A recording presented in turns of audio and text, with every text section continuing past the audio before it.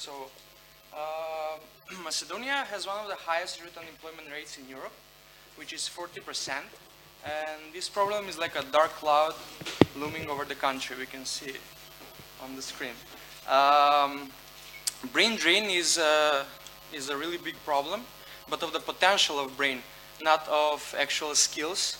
And the freshly graduated students and young professionals in Macedonia face the problem of insufficient domestic training, hands-on experience when entering the domestic labor market.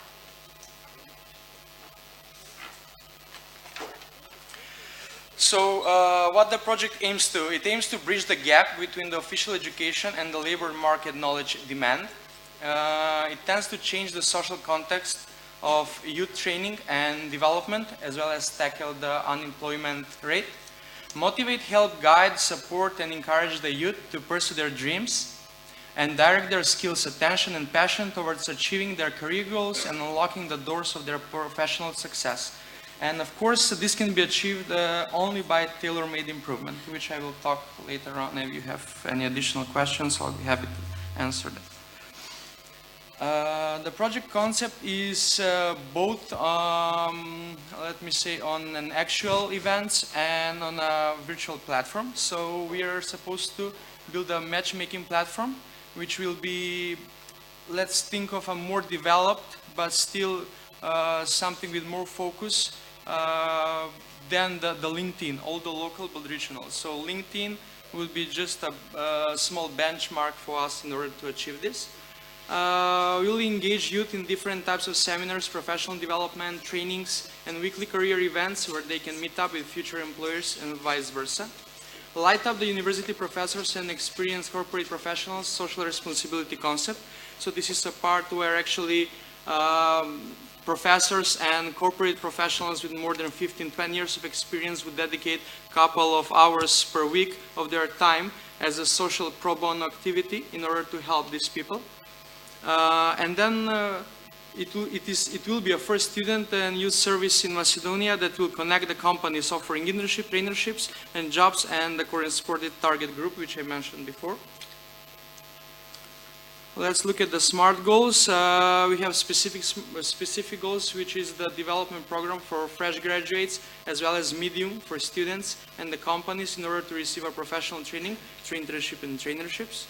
Measurable, the main performance indicator will be the number of success matchings and productive events, as well as the jobs generated and the success of these companies in the future, because this will be basically the main indicator most probably. Then achievable, Macedonia is not a big country, however we have a big unemployment rate. And at the moment we have insured partners from the corporate world, but also we have really developed connection in the universities, so this is something that we have already done and it will really help us. Relevant, the project is focusing on both educating the students to have a smoother transition to the corporate world and the companies finding the most suitable candidates. This is also something that was mentioned before by the panel of speakers, which I will quote later on in the presentation. And then time bound, I'll have a detailed time frame of 20 months projecting how the project should be developing and our activities. Okay. So this is the program timeline. This is for 2016, because we will be trying to gather and raise money until then. In September and November, we'll be conducting the market research, which we have already started. So basically, we have started all these activities, but this is a projected timeline when we're going to focus full-time on this. Conducting market research, positioning the business in the market, define legal frameworks and agreements, and establish monitoring strategy. Then December, February, creating the web platform and testing it through 4 stages.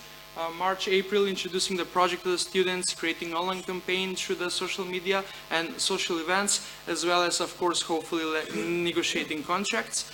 May, June, July, evaluation and follow-up of the collected feedback, finalizing the implementation and marketing tools, and August, launching the service. As I said, this really depends on the funds that we will gather, so it can vary.